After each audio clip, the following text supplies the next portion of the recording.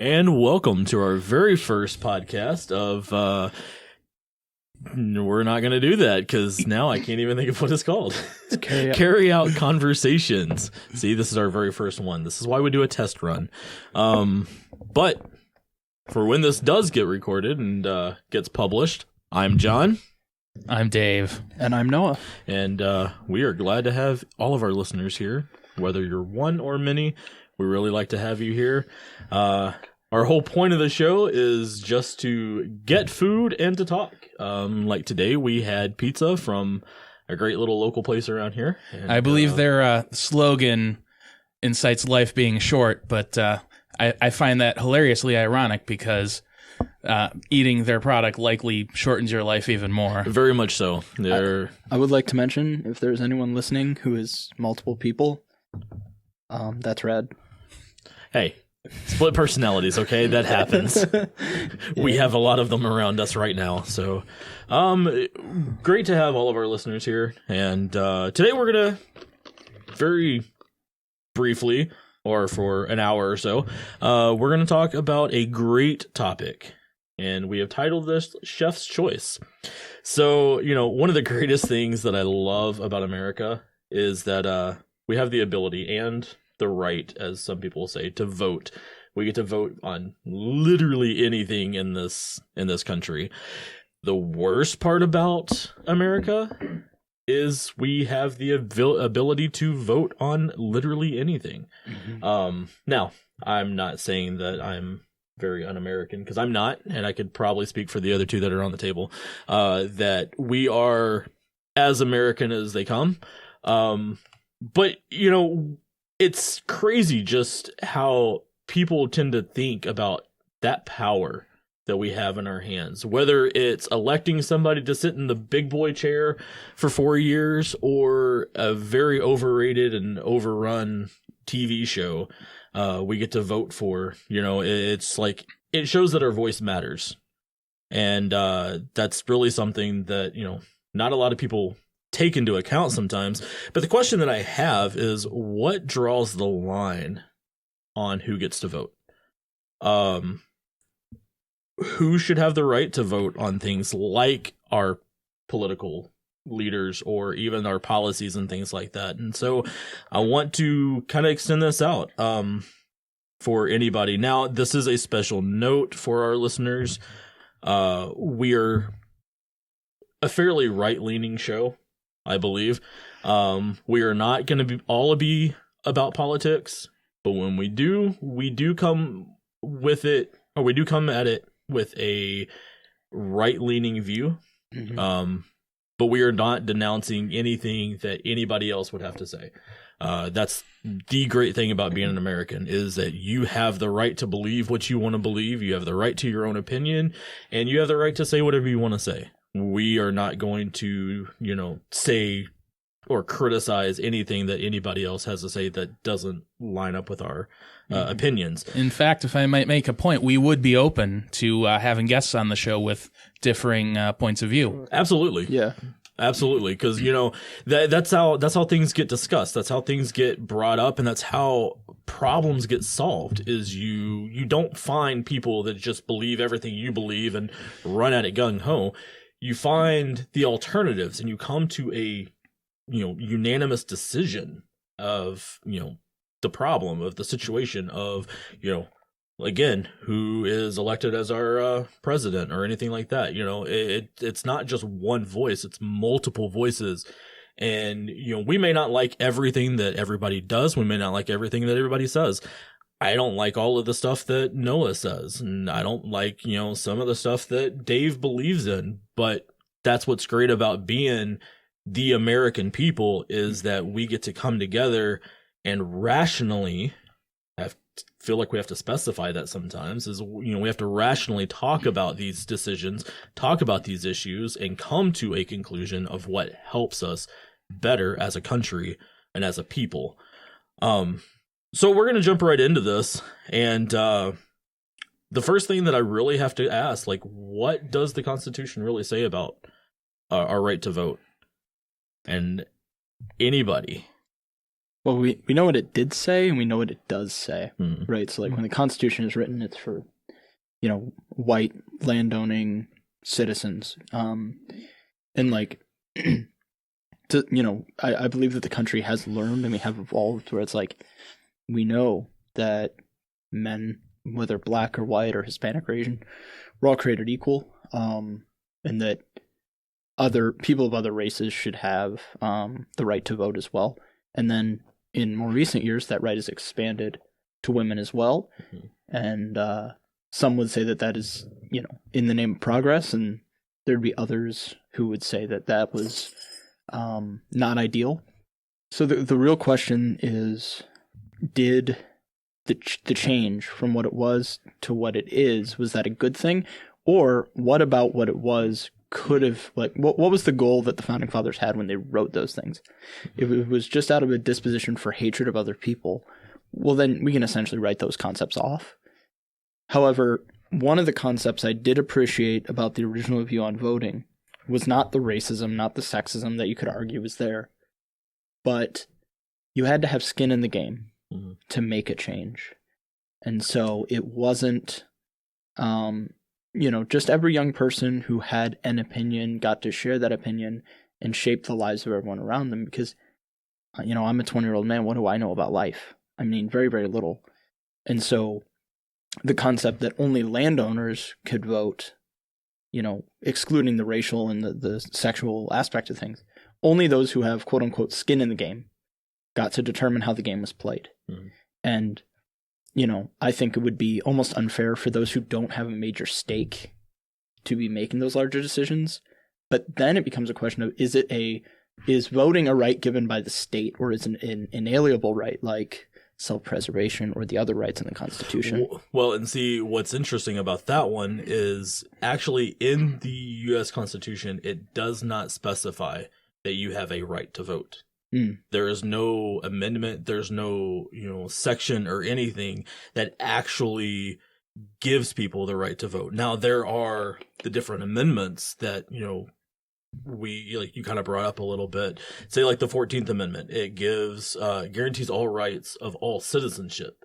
It doesn't specify the right to vote, or it doesn't specify, and that's what a lot of people base it off of, because it does kind of talk about, being able to vote and things like that, but it doesn't specify. And pretty much what that really meant is that if you are a citizen of the United States, whatever rights the next citizen got, that's yours.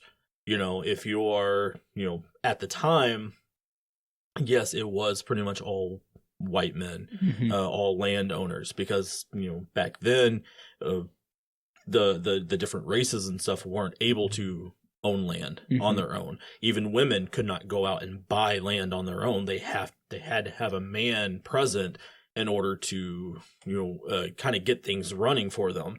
And things, if they got left to them, well, then that was one thing. But, it's just interesting about that, because you look through them, and I'm just going to give off just the few that I had seen and kind of paraphrasing it some. Like the 14th Amendment guarantees the rights of all citizenship, like voting, for instance.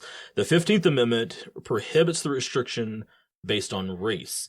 That one is actually the first amendment that even specifies voting, is, because back, President Lincoln, freed the slaves and things like that. And we're not going to get into all of that. I know that can be a whole big topic sometimes, but there was a time when even the freed slaves weren't allowed to do the same things that the white people did.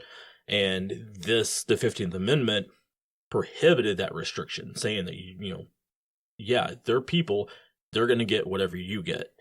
The 19th Amendment extended the voting rights to the women. That was when, women were allowed to vote, starting off. And, it's crazy to think about, because growing up the way that I did, women always voted. Women always had a say. They always had a voice. And, and as you look back and you think it really wasn't that long ago that they were, I don't want to say oppressed, but they were told to basically be quiet. your place is in the kitchen, your place is, at Mhm. home and things like that. And it wasn't really that long ago that this has happened. And so seeing the 19th Amendment and thinking about that, it's like, wow, they actually had to have something written down for them in order to gain the same rights as I would have back then. Mhm. And the 26th Amendment talks about, it extends the voting age from 21 to 18.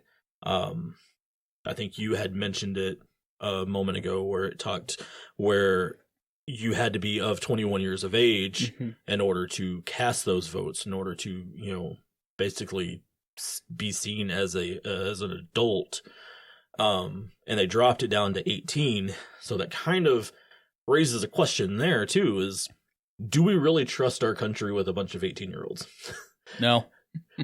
I mean, Sorry, don't mean to cut you off, but one of the things that's really interesting about what I just realized was they changed that law. So to be able to vote now, you have to be a citizen that's 18, right? Mhm. Well, to drink, you have to be 21. So at the time that was written, in many places you probably only had to be 16 or 17 to drink, but you had to be 21 to vote. It's like 5 years right. difference. Right. So voting was seen as this much higher thing than buying alcohol, and now most state laws and even federal laws, it's like, no, drinking alcohol is somehow some higher call than deciding the fate of a people. Right. So I can't go buy a pack of cigarettes from like a vending machine, but I can decide the fate of a nation. Right. Like as a 20-year-old, I currently can't go get a cigar or pipe tobacco, but I can decide what your taxes look like. Yeah. Yeah. And why? Right. Like, why do I have the right to determine those things? Right. And it's kind of scary, honestly. And I mean, and I don't say this as a diss towards anybody that's, under the age of 21 or I do. anything. Because there are some very smart 18-year-olds. There are some very smart 16-year-olds, things like that. I mean, they come up with some pretty brilliant things sometimes. But you got to think, like, you're 18, you're just getting out of your parents' house, if that sometimes. I mean, there are 30-year-olds that still live in their parents' house, and they scare me just as much as an 18-year-old does, to be honest with you. Mm-hmm. But you're just getting started in life, and you're giving almost a responsibility to decide the fate of your nation. It's like, here, we didn't teach you anything in school, so go elect to somebody to treat the next generation the same as we treated you. Mm-hmm. And it's scary to think that sometimes, because most of the kids coming out of these schools don't even have the proper education of what our judicial system or what our executive decisions even do, much less who they're going to put in place. Well, so the thing you said about the 30-year-old is really important, because it's not just an age issue. Mm-hmm. It's a maturity issue. And it's how much are you essentially giving? It's like, okay, if I see a father of 4 who is known by the people around him to be a good man, he pays his taxes, he invests in local business, should that guy have a say in what happens in his community? Or for a woman who's a single mother of 3, and she helps out at local soup kitchens, and she helps people babysit, and she, like, people who are in the community and have a say in that community, I believe should have a vote in that community. But the cave dweller, the outcast, and by outcast I mean someone who's choosing to put themselves in that situation, or the person who's refusing to accomplish and go out and do, I don't think that their say should be the same, if at all. And that's a hard thing to say. But the question I would have for you, Dave, kind of like bring you into this, because so far it's been a lot of me and Jonathan. Yeah.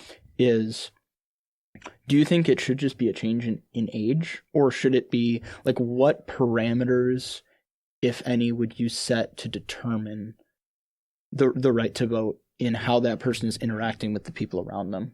So that's obviously a very difficult thing to think about. For me, I think one of the greatest concerns, particularly with younger voters, is how easy they are to be manipulated. Mm. Like it's easy to manipulate children. It's not so easy to manipulate the 35-year-old who has some life experience, you know? Yeah, exactly. So, But that does raise an interesting topic as well, is, yes, children are so mendable, they're so moldable, and you can easily manipulate them. And we've seen it in the public school systems that, even now, okay, I have a daughter that's in 4th grade, and she's learning things that I didn't learn till my 10th grade year, and it's stuff about like the human body and what the body does, and, how the president and who the president and what the president and all this other kind of stuff. And it seems like, and it's not just with the left side, it's with the left and the right both, is they tend to push it on our children and try to lean them one way or the other.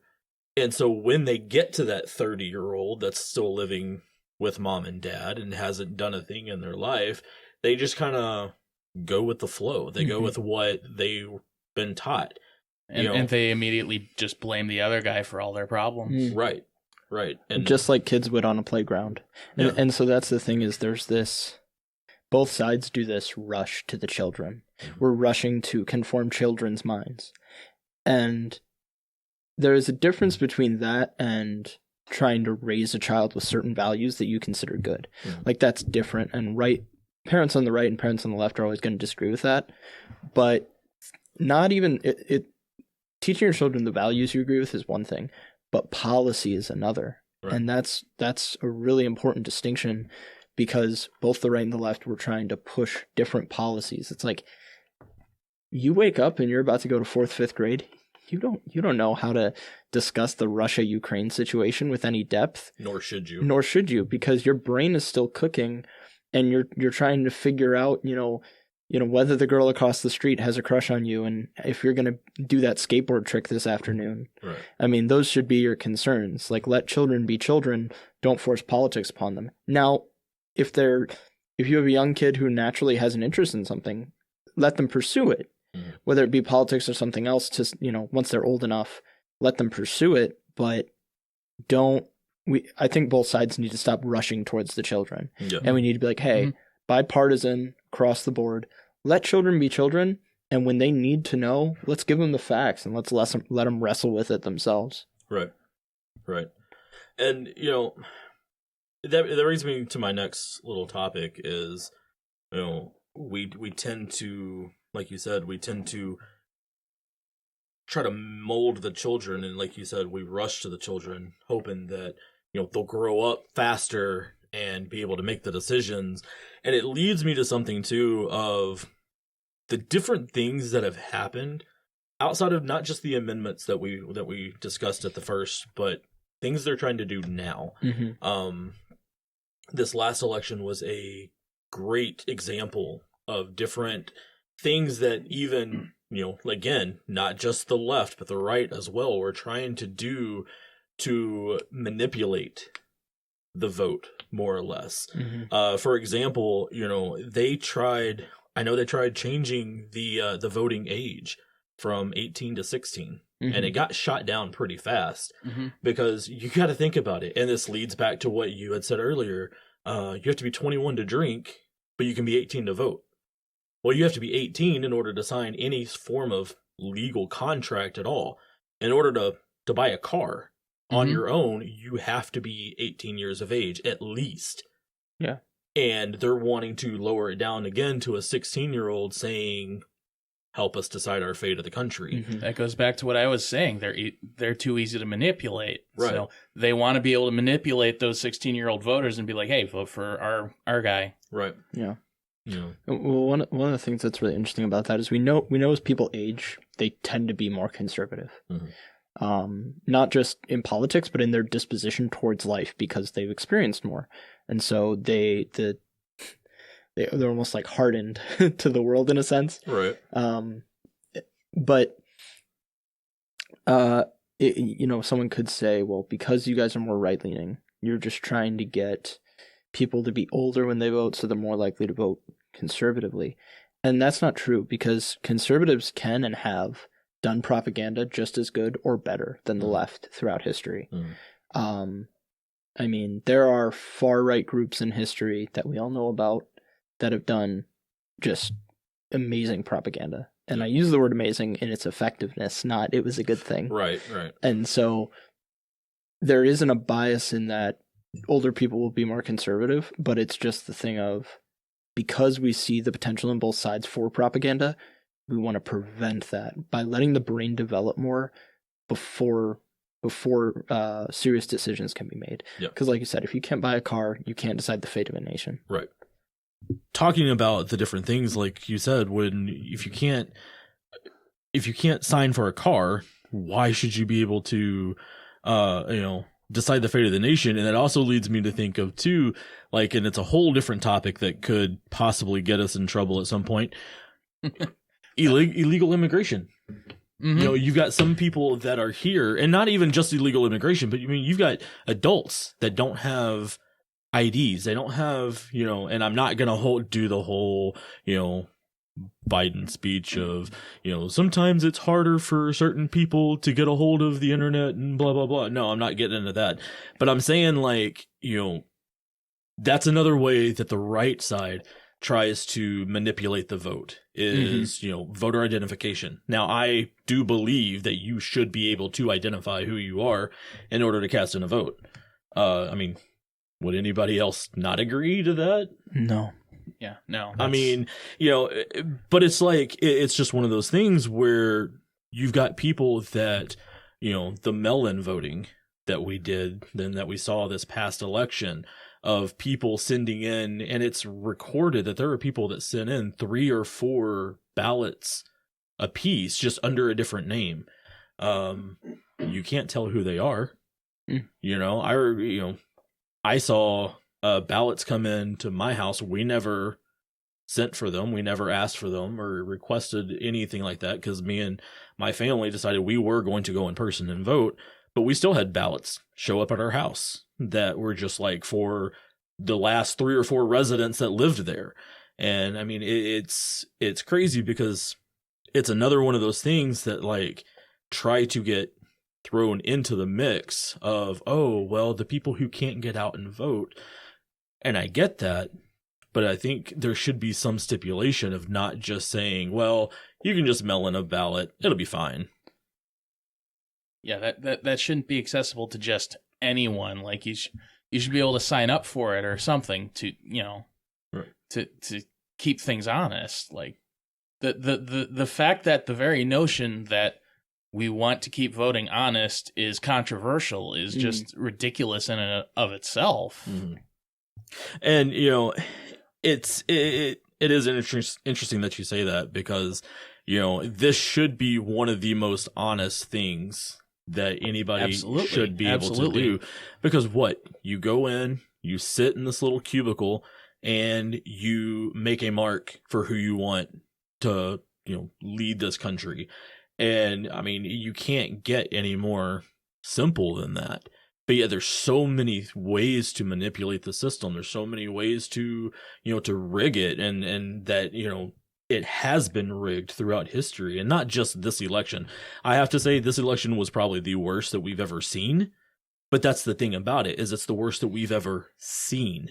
How many other times in history has stuff like this actually happened and flown under the radar? Yeah, we've never picked up on it. You didn't have not everyone had a camera in their pocket or an audio recording device, or the ability to talk to anyone on the planet at any time, all the time.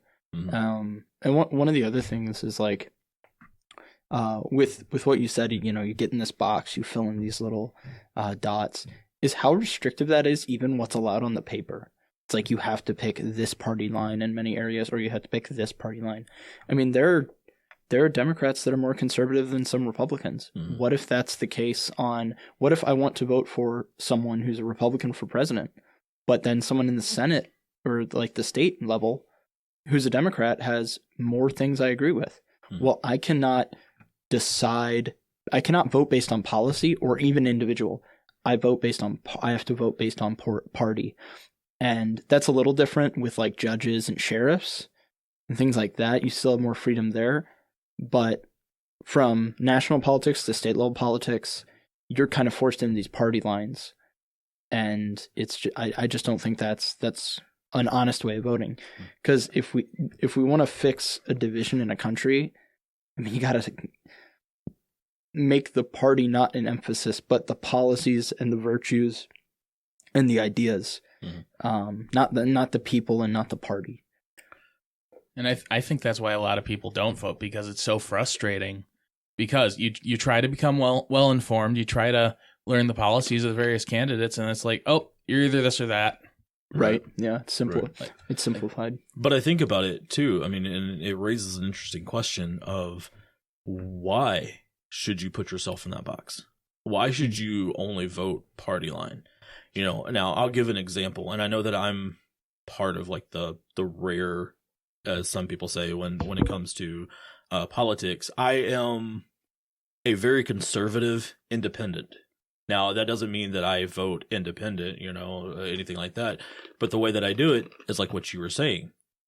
Maybe I want a Republican being my president, but my senator, you know, happens to be a third party, whatever, or, you know, could be a Democrat, but they've got great values that I see that I trust more than I do the Republican side. Well, why couldn't we vote that?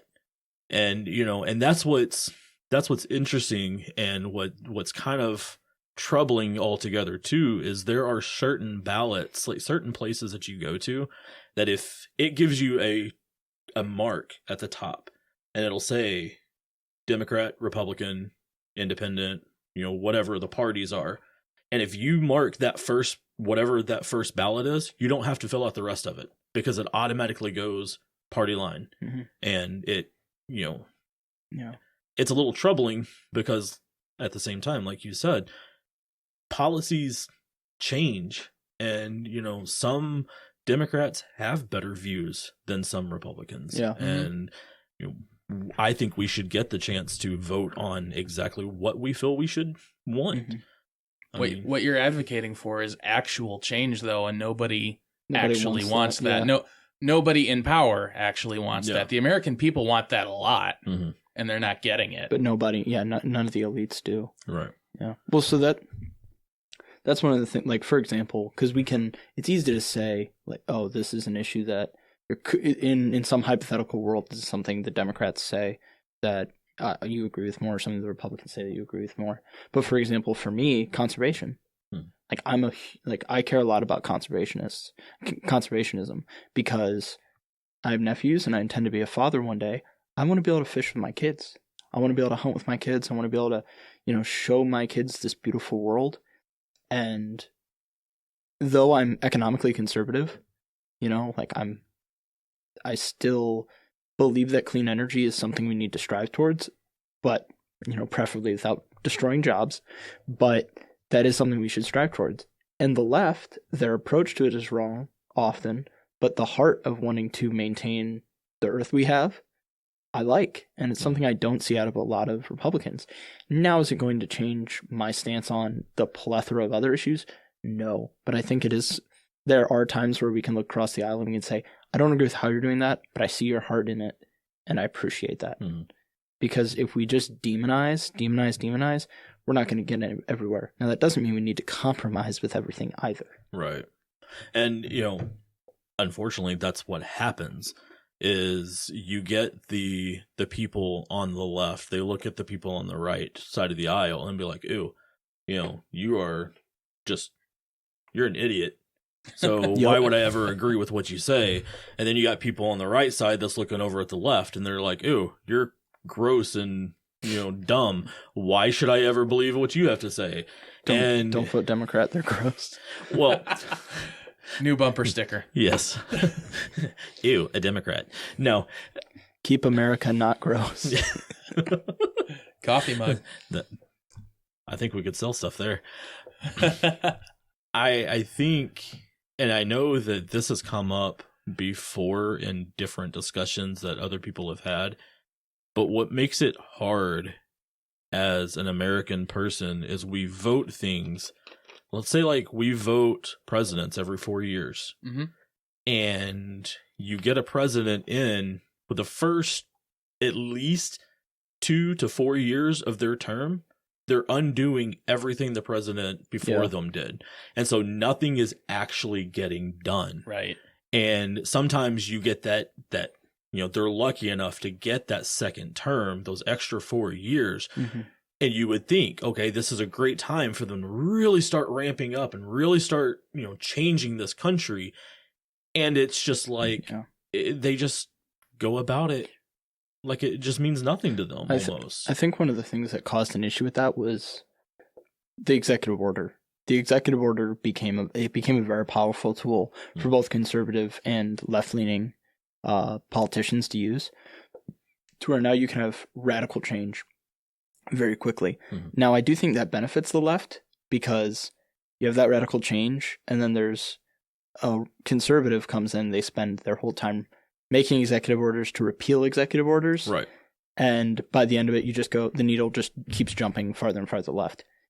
And I think oftentimes we forget a lot of the Constitution was designed to slow down the American people from expanding government power so quickly. Mm-hmm. And the executive order for both the right and the left has gotten rid of a lot of those checks and balances. And so what you almost need is a president to come in, do a ton of executive orders, and then make them almost impossible to do. Because other than that, it's just going to... I mean, every single president, regardless of party, since Bush, has done more executive orders than Bush. Right. To the point now where when they first get into office, they already got a stack ready to be signed. Yeah. And they use that in their campaigns. And what's crazy about it too is, like you said, there are checks and balances that should be in place. Mm-hmm. And a president, yes, is that executive decision maker. He is the one who ultimately kind of has the say in a way. But then it leads me to think too, when does enough become enough for the American people? Because when you look at the Constitution, when you look at the way that the government was set up, the government was not set up to run the American people. No. It was set up to keep the American people in check. And what that meant basically is we get to decide who goes and represents us. We don't represent who tells us what to do. Mm-hmm. At least we shouldn't. But we should be able to tell us, okay, I want Dave to represent me. Mm. And No, you 'cause don't I know want that.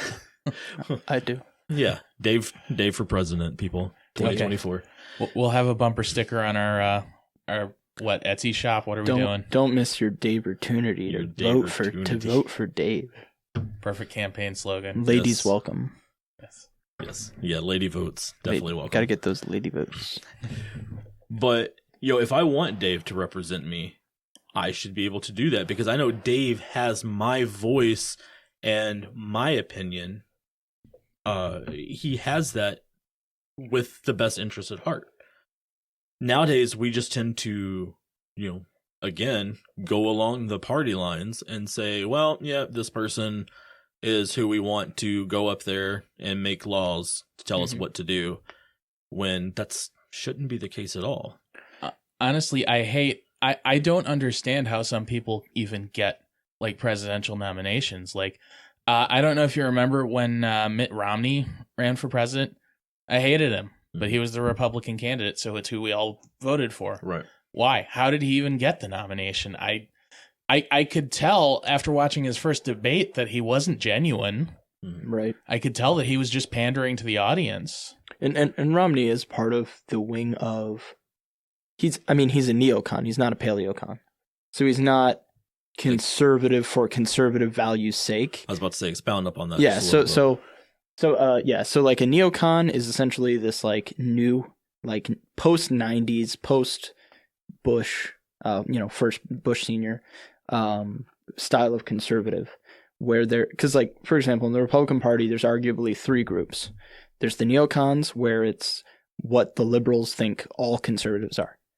They love the bankers. They love, they love tax cuts for rich people, which, will help others sometimes, they're very much economics focused, but on social issues, they can be as liberal as they want because they're still going to get that vote from the conservative because they like low taxes and they are, they will have these, pro-military views and these other generic conservative things that are not really socially conservative. Then on the libertarian wing, it's a right-wing morality typically, but the main focus is a limited government. They don't like the neocons because the neocons will hide behind conservatism to gain power, and all they really care about is power. The libertarians they will give up social issues as well to preserve a lower government. They will pass many things that are contrary to traditional conservative values just to weaken government. And their argument for that is that's an overall good over other social issues. And then paleocons, which is the concept of there are set values that we believe are true for these reasons. And we are going to put those values first and determine our policies based on them. So it's essentially banker conservative, hippie conservative, genuine conservative. Yeah. And I think that's really how it splits. But because there's even all these fractures in the right and the left, it's difficult to even have party unity. Mm-hmm. We always talk about, the parties are so united and yet so divided at the same time. And it just makes it confusing for voters. We're united against each other. Yeah. But then we're divided against ourselves. And a house divided cannot stand. yes, exactly. And, unfortunately, that's the way this country is. So here's a question that I have for you guys. We kind of talked about it just a tad. Does your vote actually count? It's a drop in the bucket, maybe. Yeah. You think it does? Mm-hmm. I'm torn on it myself because, there is the popular vote. Now, again, it's one of those things when you look into the Constitution, the Constitution even specifies when it does come to voting, the local and the state senators and things like that are by popular vote. Those things matter, and I do believe that. The thing that I've seen, especially with this past election, is that just because everybody goes out and they vote for president doesn't mean that's the way that it's going to go. Right. And that's where, and I've had people actually ask me that question, like, does my vote even count? Because I went and I voted, and I know that other people voted, and millions of people voted the same as I did, but yet, it didn't happen. So-and-so got put into office. And again, it's not, it's on both sides, but it seems more and more like you go out and you place that vote, you stand in line and you try to make your voice be heard, and people are like, okay, we hear your voice, now shut up and let us do what we want to do. And it raises the question of what's the point of voting sometimes? Because, if you know that a certain party is going to cheat, or if you know that a certain party is going to manipulate you into, voting a particular way, what does it even matter anymore? One of the things that I think you said that's really important is a lot of people feel a certain way about presidential elections, and so they just don't vote in general. What I think would be good for those people to do is still vote in state elections. If they don't want that, you got to vote in local elections. That's going to affect so much about your day-to-day. Whether it's new construction over a railway, that's going to affect your commute to work, or the education that your kids are going to have in a local school system, or whether a landfill is going to be expanded in your local area. Things like that matter on your day-to-day. So even if you don't vote on a larger scale, voting on a smaller scale, which will impact you, I think is still important. The reason I said I think my vote counts is not because I think there are not going to be times where it's fraudulent, because there will be. There are going to be times where my vote is not counted, or it's counted twice, or whatever. But there is still a chance that it's not a fraud. Right. And if there's a chance it's going to go through, when I vote, I don't vote thinking I'm heard. I vote thinking I may be heard. Then again, I would argue I shouldn't have the right to vote. But because I have it, I do use it. Mm-hmm. So, but voting in like local elections, I think, has a huge impact. Well, then that raises a question there too, is do you believe that it is just a right to vote, or do you think it's a responsibility? Well, it's definitely a responsibility. I mean, some people may, but none of us should walk into a voting booth and just randomly be like, you know, right. Just pick people at random. I mean, you should have some idea what you want. Wouldn't that be so funny though? Honestly, it may be the best possible way to get checks and balances these days. If we vote random politicians in with completely differing values. I think to fix America, you have to take, like, you put everyone's name in a hat. Like, anyone over an IQ of, like, 85. So we're not setting the bar super high, but we're setting it at a place. Yeah. You know? So you have to be able to, like, say your name, kinda. And so, put everyone's name in a hat. All right? And then we have, like, the least... you have the most oppressed person of the society. So you find, like, you know, the single mom who's like a black disabled midget, and then and she gets no, because we can't have bias, right? And so we let her, because there's only one of her, and we let her pick the name from the hat, and then whoever she picks, as long as it's not her own name, is president. I see so many things wrong with what you just said. So and that's the thing, is there's a million things wrong with what I just said, but what if it worked? Well, and see, that's the thing, is we're to that screwed point. Up. Yeah, it might work. We're to that point. We're that desperate. I mean, literally, the only thing we haven't tried in an election is throwing a dart at a dartboard and, you know, picking it that way. I mean, I even think they tried the whole.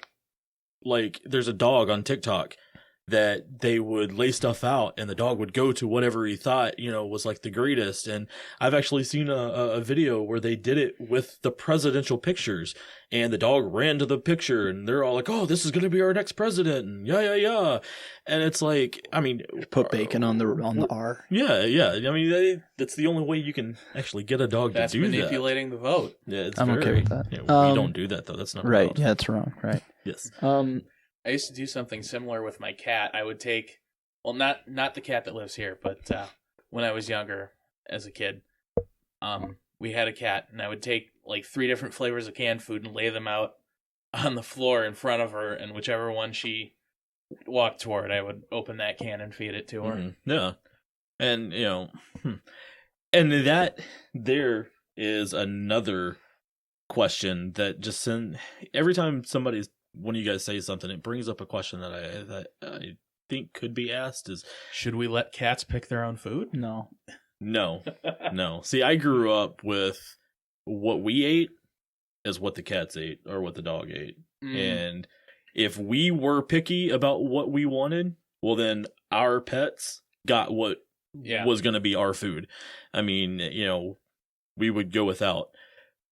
But I asked the question is, okay, going in line with how you talked about with the cat and laying 3 different food options out, why are there now so many options to choose from? You know, it used to be simple. Back, you know, the first few presidents was just like, okay, this person we feel is the greatest chance to get our country going properly, so we're going to vote this person in. Well, then it went to like a 2-party system, and then it tried to branch out to like a 3-party system, and that didn't work. So then they brought it back to the 2, and now there's like 5 different options to choose from. Mm-hmm. The last election, I remember seeing there was Republican, Democrat, Independent. There was one called Rose and Thorn, which I'm like, where is that even from? I think that's like a far-right group, though. And I mean, but that's the thing, is like there's so many different choices. Parties, yeah. And then why don't we get the chance to say who we want? there. So here's an idea. No party ballots. Only write-in ballots. What like, I mean, we've never tried it in American history. There's no reason not to. Mhm. Now, the Republican and the Democratic Party, they're still going to be powerful at play because they have funds to advertise, to put things forth. They can say, well, we're the Democratic Party. We've been here for these many years. We've served you. The Republicans can say the same because they're even older. And both parties can do that. But if you look at early America, parties fell, even in the two-party system, parties would rise up and fall in and out of prominence because of the desires of the people would shift. And so if you had a write-in ballot, I mean, the Libertarian vote has grown. Like the Libertarian Party, not independents, but Libertarian Party vote has been growing because they don't prefer large government as much anymore. I think what you would see if you had write-in ballots like that is a much larger part of the conservative base would vote Libertarian, and a much larger part of the Democratic base would vote for the Green Party. And you'd almost automatically have a four-party system overnight. Like, I really think that's what you'd see. No. But I don't even know that a four-party system would be a good idea. I Well, mean, right. Yeah, it could be better than a two-party, but then you're looking at that same thing if you have so many options to choose from. So you know. if a four-party system isn't the way, which you could argue a no-party system with the write-in ballots, if a four-party system isn't the way and a two-party system isn't the way, A no-party system. no-party system, well, what if that doesn't work?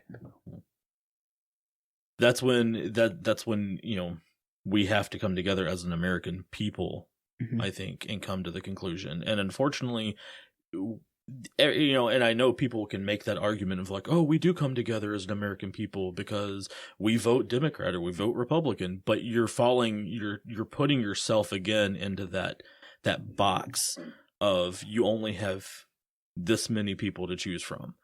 And, unfortunately, I mean, picking a president is just as hard as picking an ice cream flavor because you have vanilla. You have French vanilla, you have homemade vanilla, you have slow churned vanilla, you have vanilla with chocolate chips, and same thing go like with chocolate or strawberry. There's 20 different brands or 20 different types of the same flavor, and it's like, do you want Ben and Jerry's Republican or do you want Haagen-Dazs Republican? Haagen-Dazs all the way. Yeah. Store brand. Store brand. Which store? I mean, take your pick there. I think the main thing that I think needs to be said about this topic is, and we did touch on it, is it's not just a right to vote. We shouldn't have just a right to vote. It should be our responsibility. Whether you are Republican, whether you're Democrat, whether you're independent, libertarian, whether you're Rosenthorn or, whatever, it is your responsibility to at least allow your voice to be heard. I do believe that our voice can be heard. But here's the thing about it. We need to make sure that we keep in line that we are not electing leaders. We are electing representation. If you really look at it properly, and again, it goes so far away because so many people shy away from it, but you look at the Constitution, the government works for the American people. I think a lot of people have lost sight of that fact. And unfortunately, they have. It's a job. Yeah. The president is a job. We're employing him, not the other way around. Right. I mean, we literally pay his salary, and if he's not doing his job, if Congress isn't doing their job and so on, they need to be fired. They need to be replaced like any other job. One of the things that is interesting, too, is I think we've lost the fact that, for example, a Republican representative from Florida is not your representative. Right. Your representatives come from Michigan or wherever we are. Right. Yeah. But we live in Michigan, by the way. Yeah, we live in Michigan. Yeah.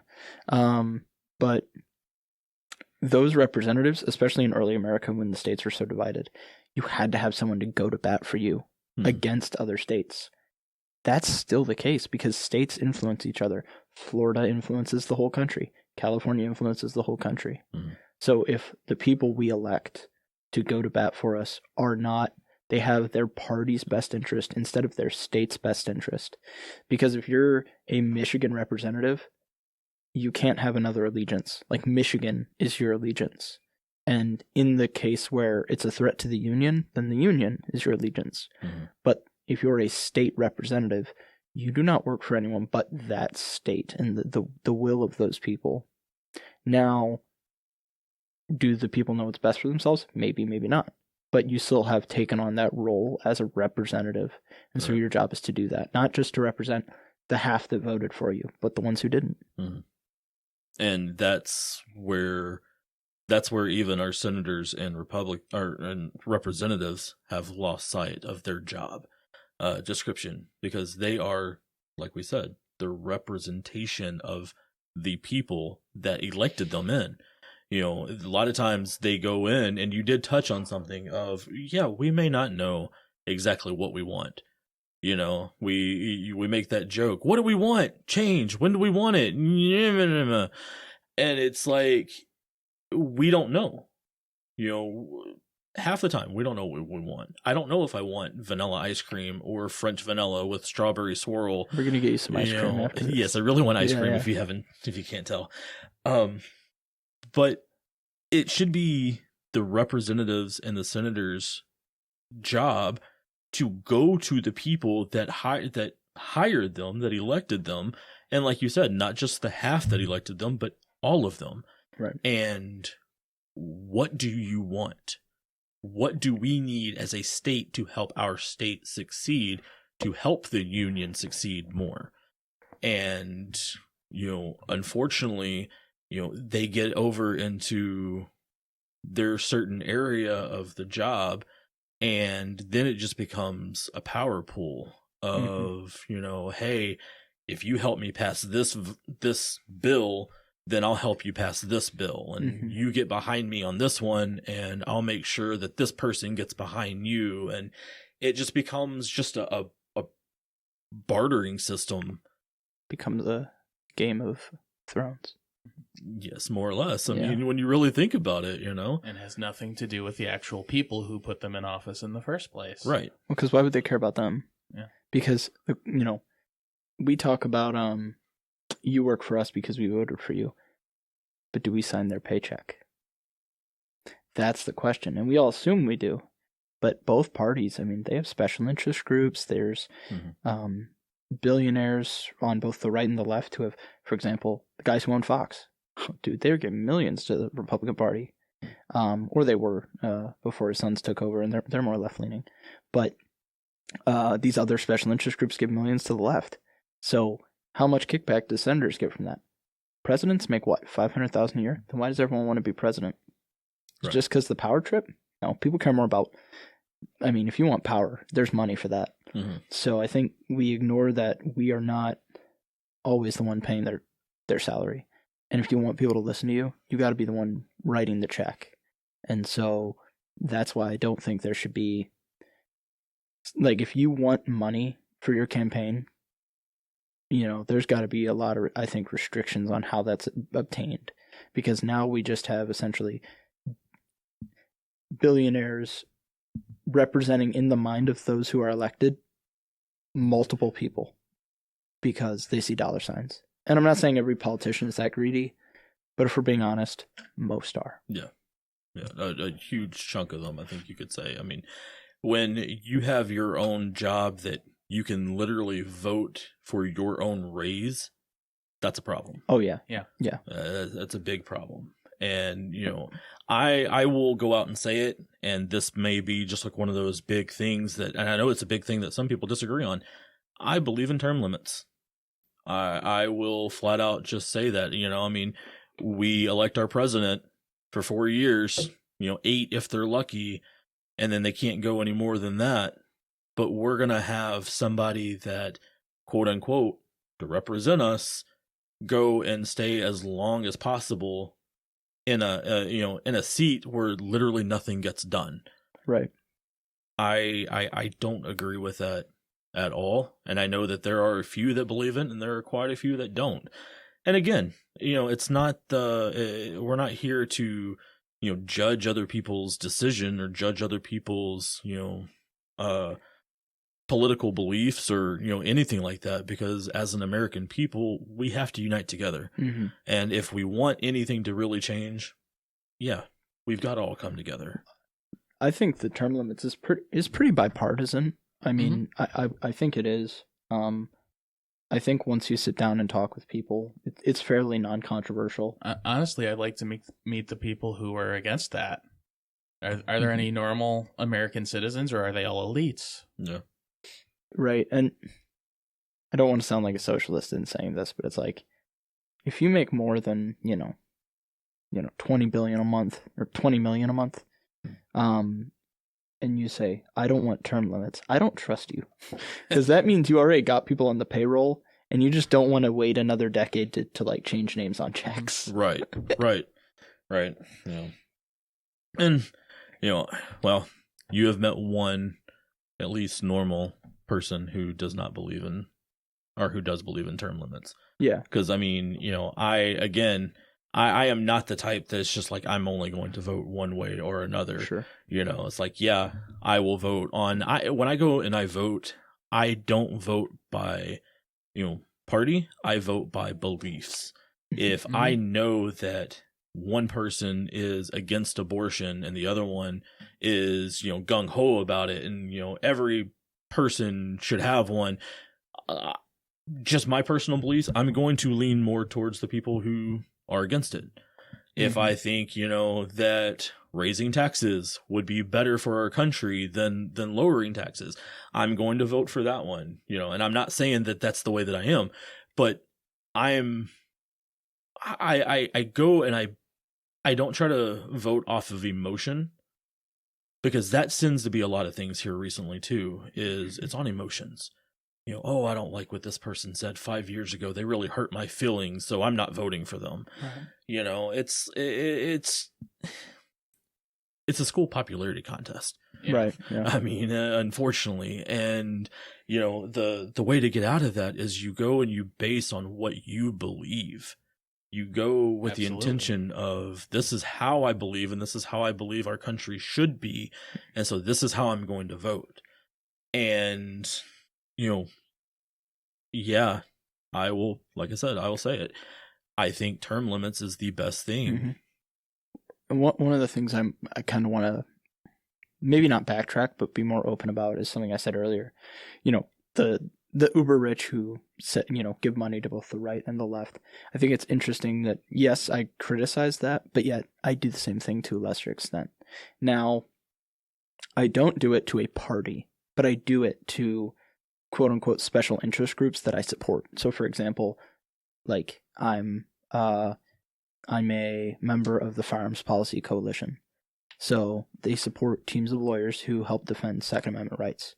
It's like, okay, that's clearly a majority Republican perspective. And then like I've given money to local alternatives to Planned Parenthood in Detroit, like Stanton is the name of it. And so that is also, yes, I'm giving to special interest groups. But one of the things you recently just said is we're not voting on party, we're voting on value. So that is different. Like, I'm not going to hate someone for giving money towards a group that does a thing that they think is right. I may think that's wrong and then discuss that with them. Mm-hmm. But that's different than giving it to just a party that is essentially just a machine to get people elected into offices that they may or may not belong to. Right.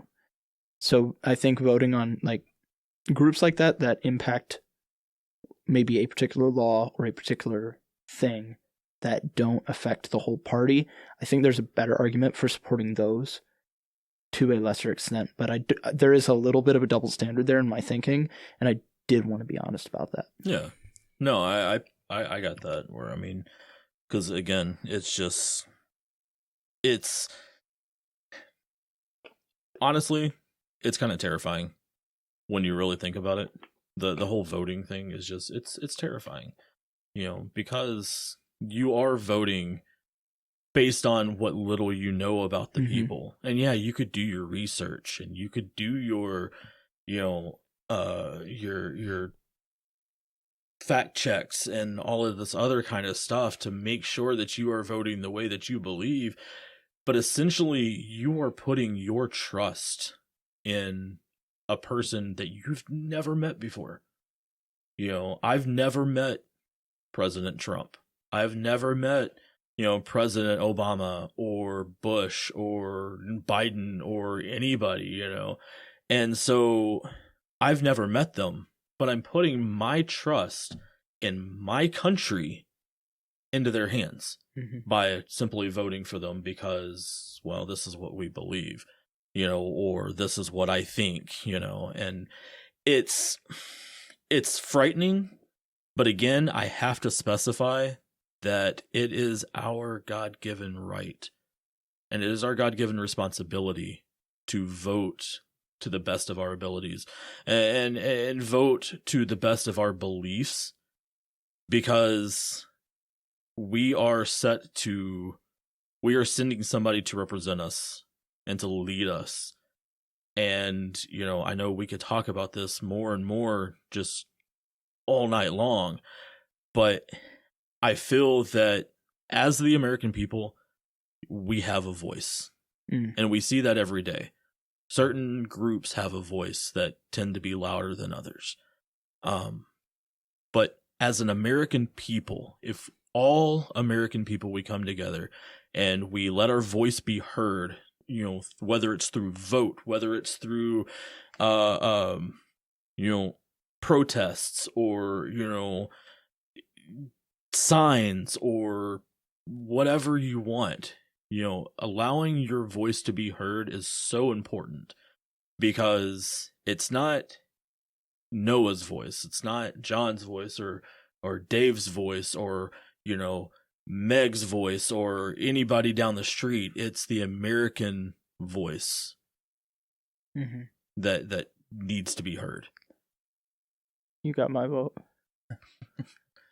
I still believe Dave 2024. Dave, what say ye?